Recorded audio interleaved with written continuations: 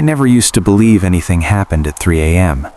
I always thought it was just one of those internet myths people made up to scare kids. The devil's hour, the witching hour, whatever you want to call it. But after what happened last November, I don't stay awake past 2:59 anymore. This happened when I was 19. I still lived at home with my mom and younger brother. Our house sits at the end of a quiet street, no street lights directly in front of it, just one dim light about 3 houses down that flickers sometimes. That night, my mom was working an overnight shift at the hospital. My little brother had a school trip the next morning, so he went to bed early. By 11 p.m., the house was silent. I stayed up playing games in my room. Around 2:47 a.m., I started feeling tired. The kind of tired where your eyes burn but you keep saying one more match. Eventually, I shut everything down and got into bed. I remember checking my phone. 2:58 a.m. I placed it face down on my nightstand. That's when I heard the first sound. A knock. 3 slow taps. Not loud, not aggressive, just deliberate. I froze. It came downstairs.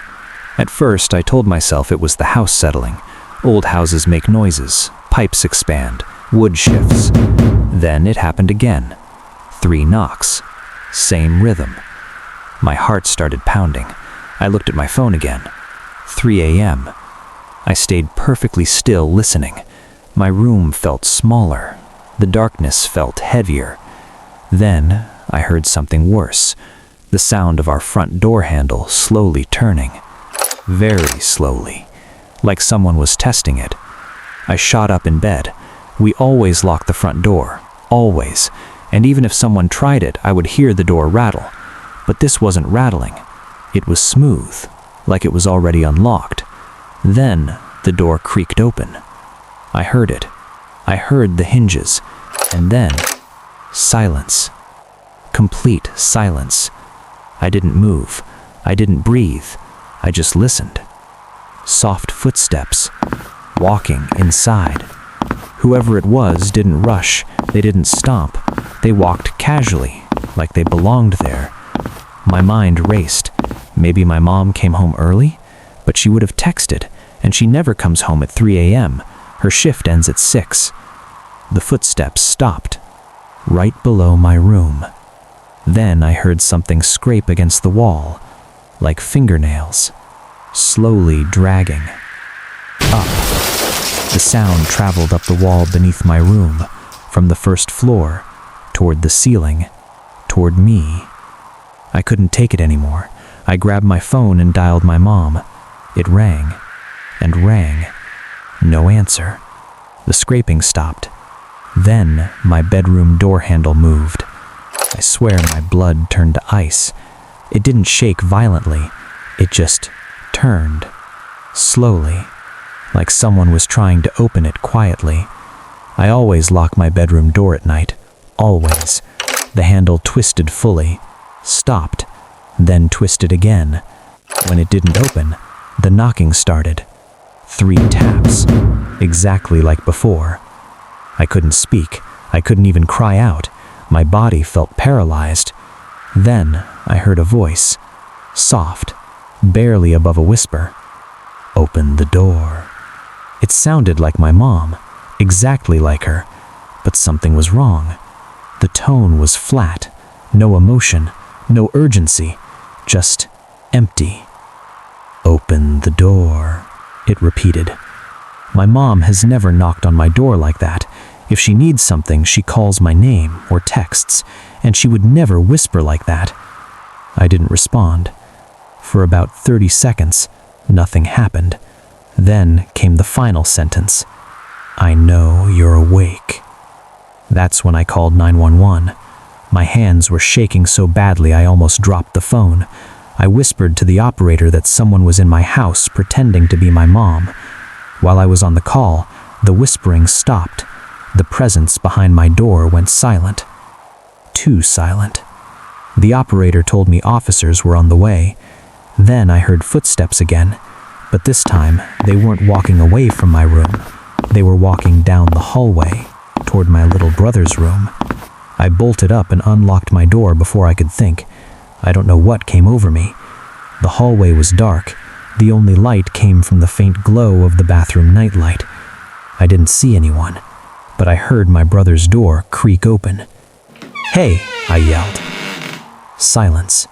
I ran down the hallway and slammed into his door. It was open. My brother was asleep in his bed, but his window was wide open, and his curtains were moving from the cold air. My heart dropped. We never opened the windows, especially not in November. I ran downstairs. The front door was wide open. The cold night air rushed in. But there was something else. Mud. Footprints. Leading inside. But not leading out. The police arrived 5 minutes later. They searched the entire house. Closets, under beds, basement, attic. No one. They found the muddy footprints starting at the front door, going to the bottom of the stairs. And then they stopped. Just stopped. Like whoever made them disappeared. No exit prints, no backdoor disturbance. Nothing. The officers suggested maybe someone broke in and left before I came out, but that didn't explain the prints ending mid-floor, or the voice, or the door handle turning upstairs. My mom came home hysterical. She swore she never left work. She even showed us security footage from the hospital parking lot that day later, proving she was there all night. I didn't sleep in that room again. But here's where it gets worse. 2 nights later, at exactly 3 a.m., my phone buzzed. Unknown number. I stared at it for a full minute before answering. Silence. Then, breathing. Slow, steady breathing. I hung up immediately. The number texted me seconds later. "I know you're awake." My entire body went numb. It was the same sentence, the exact same sentence. I showed the police. They tried tracing the number. It didn't exist. No registered carrier. No location. Like it was never real. We installed cameras around the house the next day. Motion sensors, new locks, everything. For a week, nothing happened. Then, one morning, I checked the camera footage from 2:55 a.m. the night before. I wish I hadn't. At exactly 3 a.m., the front porch camera glitched. Just for 3 seconds.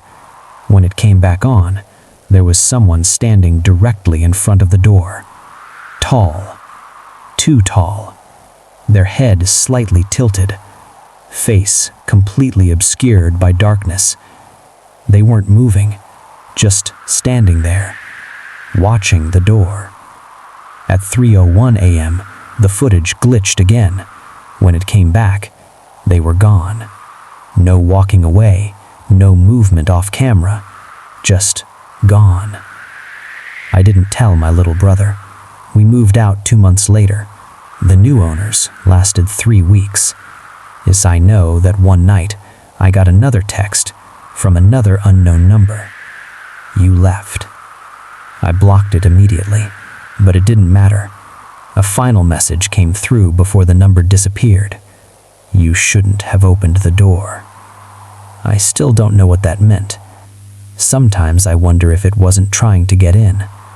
Sometimes I wonder if it already was. Even now, months later, I wake up randomly at night, and every time I check the clock, it's 3 a.m. And last night, I heard 3 slow knocks, not on my door, but on my bedroom wall.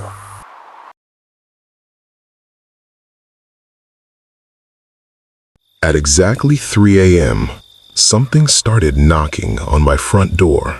Not tapping, not scratching, knocking. Slow, heavy. 3 knocks. The strange thing is, I live in a quiet neighborhood where nothing ever happens at that time of night. My parents were asleep upstairs, and my younger brother had school the next morning. I was the only one awake, sitting in the living room with my laptop, trying to finish a project that I had procrastinated on all week. When the first knock happened, I assumed it was just something falling outside. Maybe the wind knocked something over. Then it happened again. Knock, knock, knock. 3 slow knocks. I froze. The sound was definitely coming from the front door. My first instinct was to check the time. I looked at my phone. 3:02 a.m. Who would be knocking on someone's door at 3 in the morning? I sat there quietly for a moment, waiting to see if it would happen again. For about 30 seconds, nothing happened. Then, knock, knock, knock. The exact same pattern. Slow, heavy. 3 knocks. My stomach started to feel tight. Something about it just didn't feel normal. It wasn't the kind of knock someone makes when they're in a hurry or when they need help. It felt controlled. Almost like whoever was outside knew exactly what they were doing. I slowly stood up from the couch and walked toward the front door, trying to stay quiet. Our house has a small hallway that leads to the entrance, and the only light on was the dim kitchen light behind me. The rest of the house was completely dark. When I got closer to the door, I realized something else that made the situation worse. I couldn't hear any movement outside. No footsteps. No talking. No cars. Just silence. I leaned closer to the door, listening. Nothing. Then suddenly, knock, knock, knock. This time it was louder. I jumped back. Whoever was outside clearly knew someone was awake now. I looked through the peephole, and what I saw immediately made my heart start racing. There was a man standing on my porch, but something about him looked wrong. He was standing completely still, facing the door, but his head was tilted slightly downward so I couldn't see his face clearly under the porch light. He wasn't holding a phone.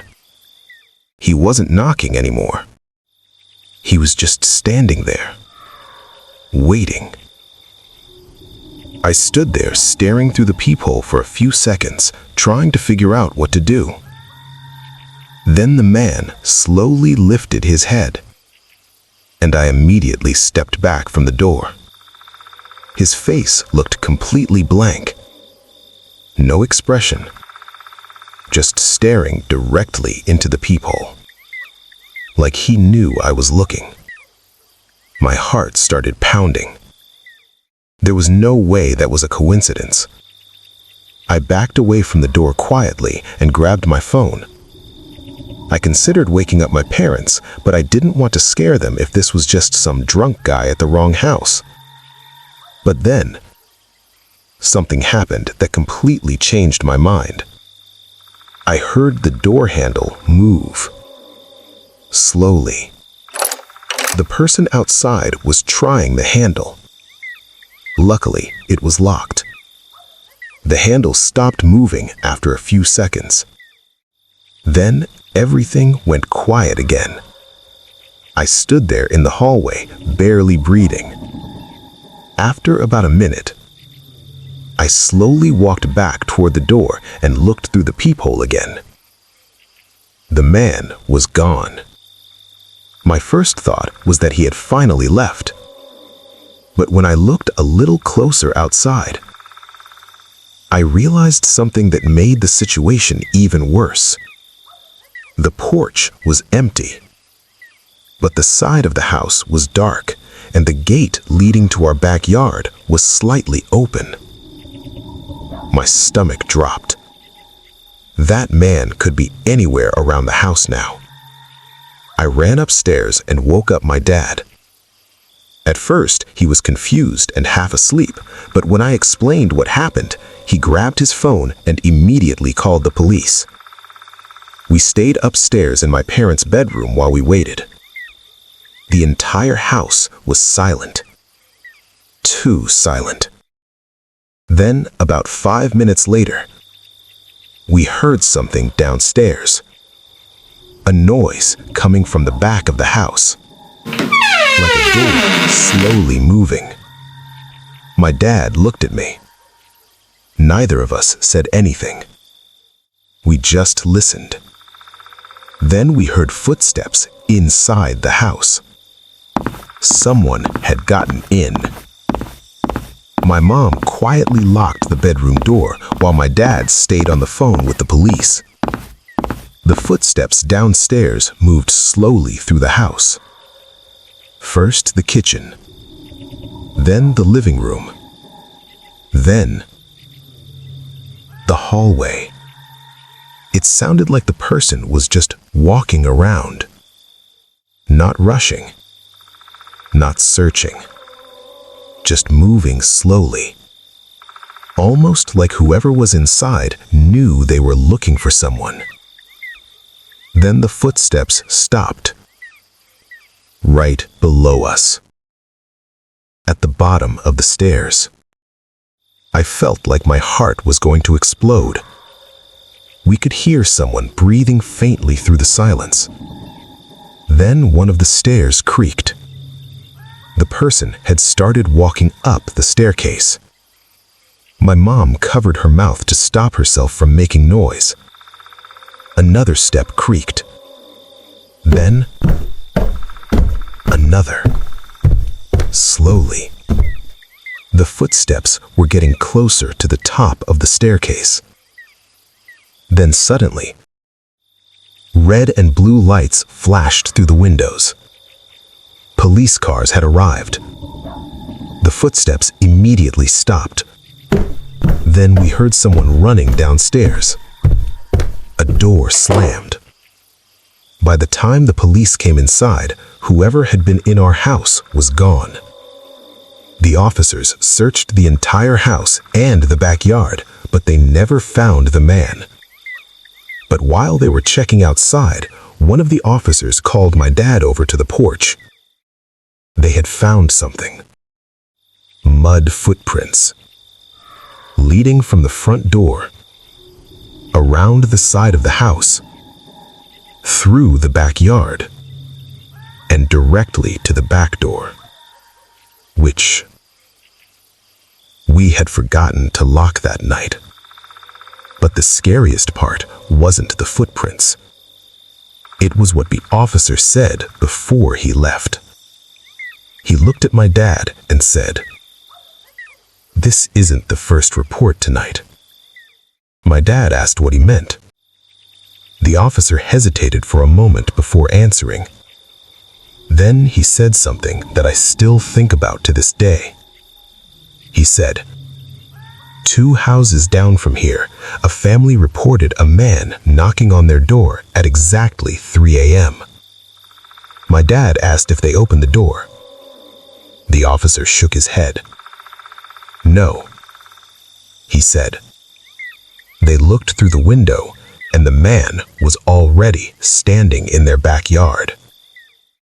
To this day, we still don't know who that man was. And every once in a while, right around 3 a.m., I still wake up in the middle of the night, thinking I hear 3 slow knocks coming from the front door.